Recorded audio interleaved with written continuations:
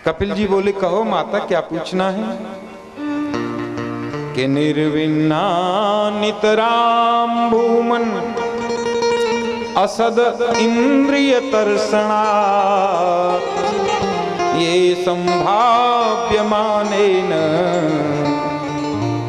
प्रपन्नांदम तमः प्रभो। ये मेरी इंद्रियां अपने अपने विषयों की ओर आकर्षित करती हैं भगवान। कान कहते हैं संगीत सुनने को मिले अच्छा, या तो अपनी बड़ाई सुनने को मिले। आंख कहती है सुंदर स्वरूप का दर्शन हो। त्वचा कहती है स्पर्श कोमल मिले। और सबसे खतरनाक इंद्रिय है रसना, माने जीभ। ये तो आघाती नहीं है, इसको तो चटपटा खिलाओ तो मीठा मांगती, मीठा खिलाओ तो खट्टा मांगती, खट्टा खिलाओ तो कुछ और मांगती है। इंद्रियों को बस में कैसे करें? भगवान कपिल कहते हैं, माता संयम के कोड़ों के माध्यम से इंद्रियों को बस में किया जा सकता है। देखना इंद्रियों के न घोड़े भगे, इन पे हरदम ये संयम के कोड़े लगे।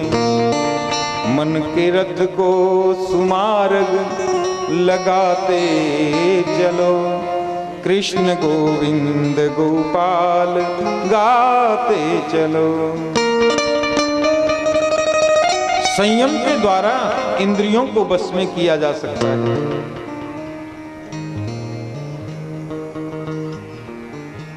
और मन पर काबू कैसे होता है? माता के पूछने पर भगवान कपिल बता रहे, क्योंकि मन है एव मनुष्याणां कारणं बंध मोक्षयो, बद्धं तु विषयासक्तं मुक्तं निर्विषयं मनः। भगवान कपिल कहते हैं, माता मन को काबू करना है तो अनेकों साधन शास्त्रों में बताए हैं, क्योंकि ये सारी फसाद मन की ही है।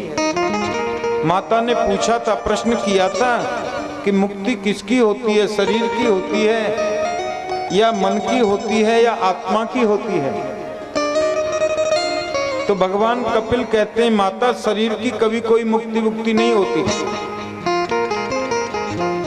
अरे शरीर को तो जला दोगे तो 2 मुट्ठी राख बन जाएगा, गंगा जमुना में बहा दोगे तो जल जंतुओं का भोजन बन जाएगा, जमीन में गाड़ दोगे तो मिट्टी बन जाएगा। इसकी कभी कोई मुक्ति नहीं होती। इससे तो पंडित जी कहो, चाहे सेठ जी कहो, चाहे लाला जी कहो, चाहे व्यास जी कहो, चाहे पाठक जी कहो, चाहे कुछ भी कहो, शरीर की कभी कोई मुक्ति नहीं है। हाँ, अच्छा तो फिर आत्मा की मुक्ति होती होगी।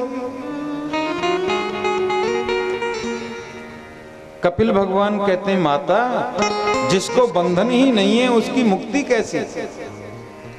आत्मा तो नित्य मुक्त है भाई, मुक्ति तो उसी की होगी ना जिसको बंधन होगा।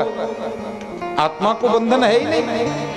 गीता में लिखा है, नैनम छंदन्ति शस्त्राणि नैनम दहति पावकः न चैनम क्लेदयन्ति आपो न शोषयति मारुतः। आत्मा को शस्त्र काट नहीं सकते, आत्मा को अग्नि जला नहीं सकती, जल उसको भिगो नहीं सकता, तो उसकी मुक्ति कैसे? आत्मा तो स्वतः ही मुक्त है। माता ये मन की ही मुक्ति होती है, मन का ही जन्म होता है, मन को ही शरीर मिलता है। मन एव मनुष्याणाम कारणम बंध मोक्षयो, बद्धम तु विषयासक्तम मुक्तम निर्विषयम मन है।